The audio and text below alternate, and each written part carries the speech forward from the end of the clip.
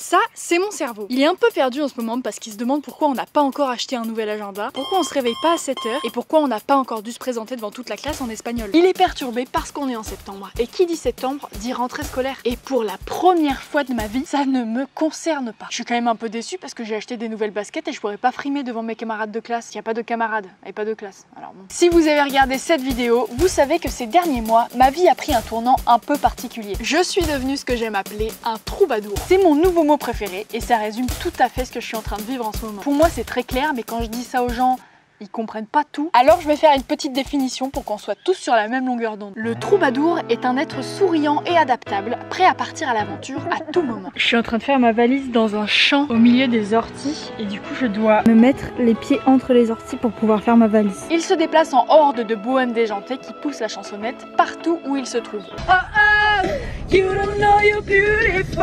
Watermelon sugar high. Watermelon sugar high. Watermelon sugar high.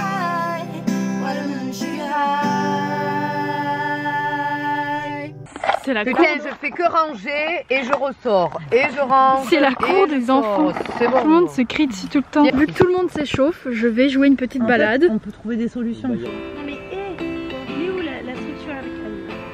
Ils se disputent sur ma balade. C'est parti en concert là.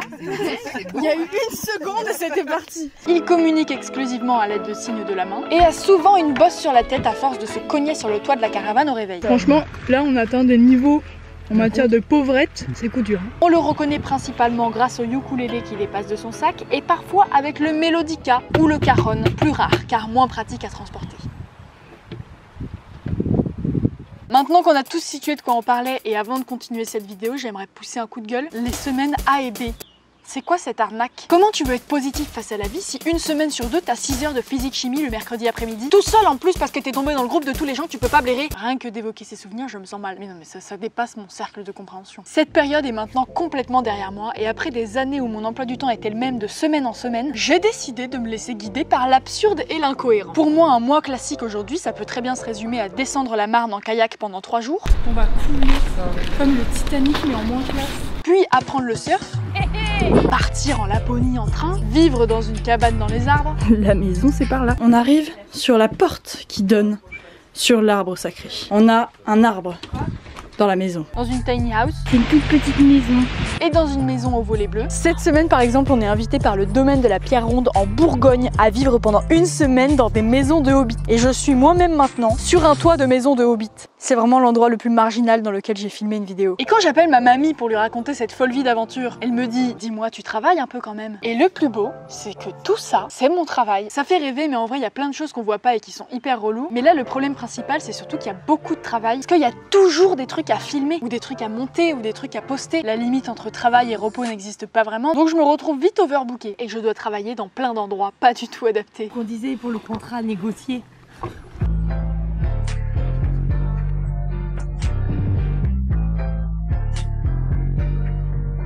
Des endroits pas adaptés mais agréables quand même.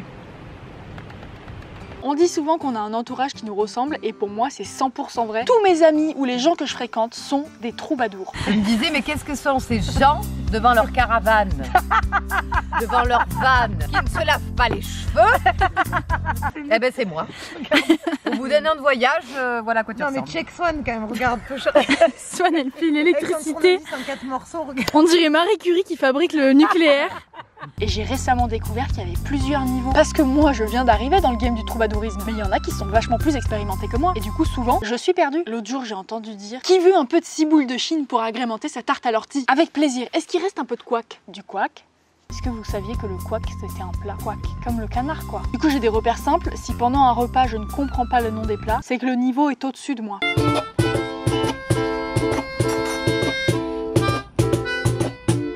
Aucune maîtrise de l'instrument.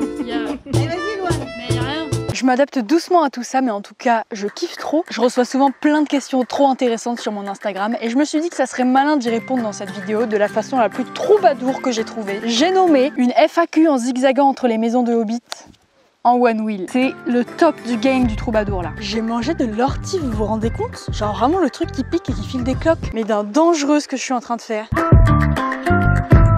Paris, c'est vraiment l'endroit de mon cœur. Je suis en coloc dans un appart avec Jeanne, que vous avez déjà vu dans plusieurs de mes vidéos. Je vais montrer ça à la communauté. Hop. En plus, c'était un avocat. C'est couture là, c'est couture. Est-ce que je ressemble grave pas à Casey Neistat là? Il y a des vibes. Il y a des vibes de ouf, on est loin de New York, mais enfin. Et donc je reviens à Paris entre mes aventures, des fois j'y reste quelques jours, des fois j'y reste quelques semaines, mais j'adore y vivre et j'adore que ça soit un peu ma base de ralliement entre les aventures. Et quand je dis ça aux troubadours que je fréquente, et quand je dis ça aux troubadours que je fréquente, ils essayent de me convaincre que c'est pas vrai. Non mais il faut vraiment que tu partes de Paris, parce que Paris c'est la pollution, c'est beaucoup de véhicules, tu vois ici, nous on est venus dans le sud, parce que justement tu respires. On n'a pas de 4G, on n'a pas de publicité à tous les coins de rue. Pas avoir de 4G, de plus être connecté. On se sent bien en fait. Je suis sensible à l'attention, mais moi ça me fait pas du tout rêver. La vie à Paris c'est très cher, mais moi je suis pas souvent à Paris, donc du coup j'ai pas beaucoup de frais là-bas. La vie de troubadour c'est pas si cher non plus, parce que vu qu'on est plusieurs, on divise tous les frais. Les courses, la voiture, les activités ou les apparts qu'on loue parfois, parce que souvent on squatte chez des gens, ou alors on est invité dans des endroits. Et oui, je vis complètement de YouTube depuis 2 ans. Mais en vrai quand on dit qu'on vit de YouTube, c'est plein de revenus différents. Il y a la très reconnue YouTube Money, et ça c'est généré par les pubs qui sont diffusées devant et pendant tes vidéos, et du coup c'est YouTube qui te rémunère pour faire de la pub aux annonceurs. Et avec ça, à part si tu fais des millions de vues par mois, et encore, tu peux pas vivre que de ça. En plus, ça dépend de plein de trucs et c'est hyper instable. La source de revenus principale de moi et de plein de youtubeurs que vous regardez, c'est les marques avec lesquelles on collabore. Et en gros, elles te payent pour que tu rendes visible à ta communauté leurs produits ou leurs concepts ou que sais-je. Et après, il y a plein d'autres sources de revenus possibles. Si par exemple, tu as une marque de vêtements, il y a les droits d'auteur, si tu participes à des événements, si tu fais des conférences, si tu écris un livre. Donc pour répondre à la question de base, oui, je vis complètement de YouTube et non, je demande plus d'argent à mes parents. Et ils en sont d'ailleurs très heureux. Et pour m'aider à gérer tout ça, j'ai une comptable parce que je suis totalement dépassée par les événements. Je n'y comprends rien aux déclarations, aux pourcentages, à l'URSSAF. Je ne sais pas de quoi il s'agit. Du coup, big up à ma comptable que j'appelle très souvent en panique. Elle a une patience, cette femme. Je vous fais un petit room tour ou quoi? Vous allez voir, c'est vraiment incroyable. La porte déjà. Oh my god. Ça c'est les hobbits, ils ont foutu le bordel. Le coin à échecs. Je suis si heureuse car j'adore jouer aux échecs. Personne n'aime jouer aux échecs. Je jouerai peut-être seule. En plus du jeu d'échecs, il y a vraiment des trésors dans cette maison, c'est un truc de dingue. Rien que les murs, ils sont magnifiques. J'étais en train de tripoter tous les objets de la maison. Je tombe là-dessus. Je débouche, c'est rigolo, je me dis tiens, une bouteille d'huile, une bouteille de vin, une bouteille de je sais pas trop quoi. Ça a commencé à faire de la musique. J'ai bondi hors de ma tanière. J'étais trop heureuse parce que hier je fouillais dans tous les petits trucs parce qu'il y a plein de recoins et de coins. Et j'ai trouvé un anneau dans un truc. Tout le monde le cherchait cet anneau, moi je l'ai trouvé complètement par hasard. Moi je suis trop heureuse, apparemment ça porte bonheur, je trouve ça vraiment rigolo. Je me disais heureusement que je suis une fouine parce que sinon c'est vraiment magnifique, il y a plein de petits détails partout. Et puis cette porte quoi, si tous les apparts parisiens pouvaient avoir une porte comme ça, et ben les parisiens seraient pas grognons. Ça met de bonne humeur une porte comme ça, on dirait un petit Smarties. J'ai une équipe ponctuelle sur certains projets, mais sinon je suis toujours seule aux commandes et du coup totalement libre de mes choix. Mais en soi avoir une équipe c'est pas se faire imposer des trucs, c'est plus des gens qui t'accompagnent dans tes choix quoi. Le sac de troubadour est peu rempli mais c'est suffisant pour tenir des mois de vadrouille. Un pyjama, une brosse à dents, un shampoing sec et de l'huile de coco, ça c'est primordial hein, pour les bouclettes. Une tenue un peu stylée parce que la vie de troubadour c'est aussi la vie d'Aloca. Une plintée de chargeur, une ring light. D'ailleurs je vais la brancher parce que là niveau luminosité on est pas au top. On n'est pas des cinématographes nous. Une tablette graphique pour pouvoir faire des miniatures en toute situation. Mon pull préféré que je porte tous les jours depuis 6 mois. Un maillot si on veut sauter dans une rivière comme ça à un moment donné. Tu fais quoi Swan? Je sèche mon maillot. Mais une pompe pour gonfler le one wheel, un micro pour si jamais on veut enregistrer une petite interview comme ça sur le chemin, ça se fait. Mon gris-gris, c'est une malachite, je l'avais le jour de mon bac d'espagnol. Et j'ai eu mon bac d'espagnol donc je considère que ça porte bonheur et que ça réalise des miracles. Moi je suis un peu devenue minimaliste par défaut parce que je suis traumatisée des valises en vrai. Il y a quelques années j'étais dans le train et la fermeture éclair de ma valise de 30 kg a déraillé, qui a déversé tout le contenu de la valise au milieu du couloir. Donc j'ai dû ramasser mes culottes qui avaient traîné par terre devant tout le monde et depuis ce jour-là je me suis dit peut-être un sac à dos c'est bien. Que dire à part que c'est devenu mon meilleur ami. Je me déplace plus sans lui et il me laisse jamais tomber. Enfin si ça lui arrive de me laisser tomber quand même. D'ailleurs ça me laisse des cicatrices. Des blessures partout. Les coudes en sang qui me font souffrir depuis des jours. Les bleus partout là sur les jambes. La ride life. Positive je dirais liberté, amusement, voyage, être avec les copains, découvrir des nouveaux trucs tout le temps, faire du surf. Ça c'est la passion de toute ma vie. Et puis traîner avec des poules quoi. Ça va les girls?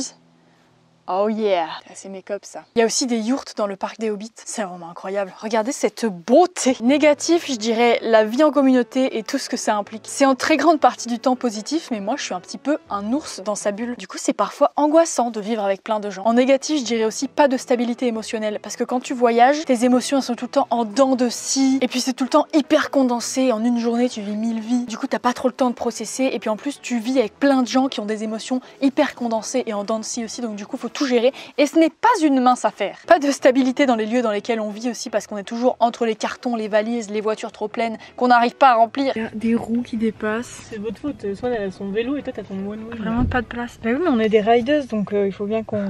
Parce que là on va pouvoir créer une proximité. Oui, Ouais. et c'est exactement Voilà, ça, une sur proximité. confiance. J'ai l'impression d'être dans un appartement parisien. Tellement je suis à l'aise dans mon mètre carré. Et puis non, le pire dans tout ça c'est Internet. Là ça fait 2 heures que ça charge et il y en a encore pour 2 heures. Il y a des petits bouquins un peu cachés partout et je pense que c'est volontaire parce qu'il n'y a pas de réseau. Par contre c'est quand même un gros problème, histoire de campagne. Comment j'ai besoin de poster des petites vids quoi, comme on les appelle. C'est le seul endroit sur 5 km dans lequel je capte une barre de 3G. Et encore, elle marche pas tous les jours. J'ai des potes sociables qui me présentent des gens et je me fais des potes par leur intermédiaire. J'aime bien les gens, mais j'aime pas aller vers les gens. Souvent, je suis un peu dans ma tanière ou dans ma maison sous la terre. Donc pour les gens un peu sauvages comme moi, la solution, c'est avoir des potes sociables. Souvent, c'est relou, hein. Ils vont vous dire « Allez, viens, on va dire bonjour aux gens ». C'est un cauchemar. Quand je connais les gens, ça va, hein. Je suis très sociable. Mais la rencontre, elle est... À part les disques durs qui crament et les batteries de caméra qui chargent plus, une des plus grandes difficultés, c'est les gens qui te vendent du rêve ou qui te promettent plein de trucs et qui te laissent tomber comme une vieille chaussette du jour au lendemain. Et c'est vraiment un truc qui arrive très souvent dans la vie en général, mais surtout dans la vie d'artiste. Et c'est le truc qui fait le plus mal, surtout quand t'es jeune parce que t'es vraiment naïf et plein d'espoir. Mais en vrai, ça fait complètement partie du jeu et ça rend tellement plus fort et plus intelligent qu'au final, c'est vraiment que du positif. Et je suis vraiment partisane de l'idée que si un truc ne se fait pas, c'est que ça devait pas se faire. Du coup, je sais qu'à partir du moment où j'ai fait de mon mieux, si ça se fait pas, je peux pas m'en vouloir. C'est l'univers qui l'a voulu, tu vois. Mais bon, sur le moment, c'est quand même coup dur. Pendant 6 mois, c'était compliqué. Parce que comme après chaque grande décision dans la vie, il y a une phase d'adaptation, de remise en question, de se demander en boucle « Qu'est-ce que je vais faire de ma vie ?» Je m'en remets aux cieux. J'ai peur qu'il y ait un aouta qui me saute dessus, en fait. On n'en parle pas assez des aoutas, mais c'est vraiment dégueulasse. Sauf que moi, j'avais jamais pris de grandes décisions comme ça. Donc je savais pas qu'après, ça serait l'enfer. J'avais pas ce recul de me dire « Bah là, pendant 6 mois, tu vas en chier mon pote ». Je me suis sentie vachement seule pendant longtemps aussi parce que ça n'arrivait à personne cette situation. Je connaissais personne qui était dans les mêmes questionnements que moi. Alors vraiment j'avais l'impression d'être complètement anormale. Alors que juste je suis mon chemin de vie quoi, chacun son chemin de vie. Non mais ce qui m'a fait me sentir très seule surtout c'est que je me suis rendu compte que les gens ont leurs problèmes et qu'ils s'en foutent des tiens. Et c'était un mauvais timing pour m'en rendre compte tu vois. Parce que là j'avais besoin que les gens se focalise sur mes problèmes. Si vous voulez entendre mes pensées un peu plus développées sur ce truc d'arrêter l'école et tout, je vous laisse regarder cette vidéo dans laquelle j'explique le pourquoi et le comment. J'ai arrêté de m'en faire parce que de toute façon, je sais pas ce qui va se passer. Et même si j'étais restée dans un parcours plus classique, on nous fait croire qu'on sait. Et en fait, on sait pas. Exemple parfait du corona. Ça a stoppé tout le monde, que tu sois bien rangé dans la société ou complètement hippie. Donc moi, je me dis qu'ils sont lourds ces fardeaux que l'on ne portera jamais. Si je kiffe, j'essaie de faire durer ça. Si je kiffe pas, je change. C'est vraiment une histoire de flemme aussi. Hein. J'ai la flemme de m'angoisser, tu vois. Ça me prend trop d'énergie. Hein. Et moi, tout ce qui me prend trop d'énergie, bah je fais pas.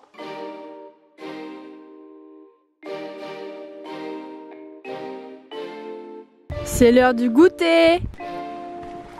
C'est toi qui sens les pieds comme ça? Mais non, je suis en tongs. Non mais c'est juste que j'ai l'impression qu'il y a une fuite de gaz dans la caravane. Ouais. On vient de rentrer dans les Pyrénées ariégeoises.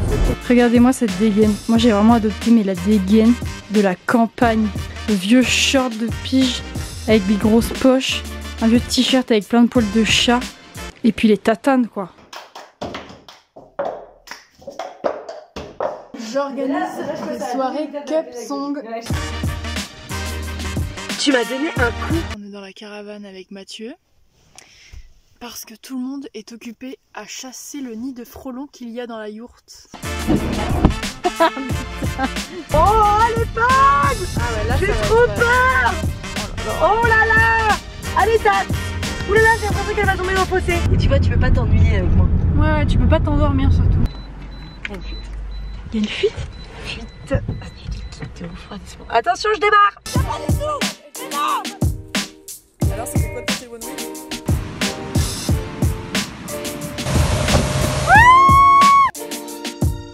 On dirait E.T. mais... Non mais là on dirait E.T. avec... Mets-le plus en avant ta capuche. Une vagabonde au fond du jardin.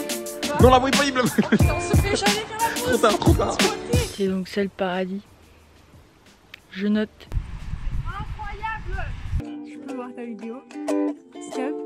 Je peux me voir faire le cinéma. Ça m'intéresse. Ça m'intéresse beaucoup.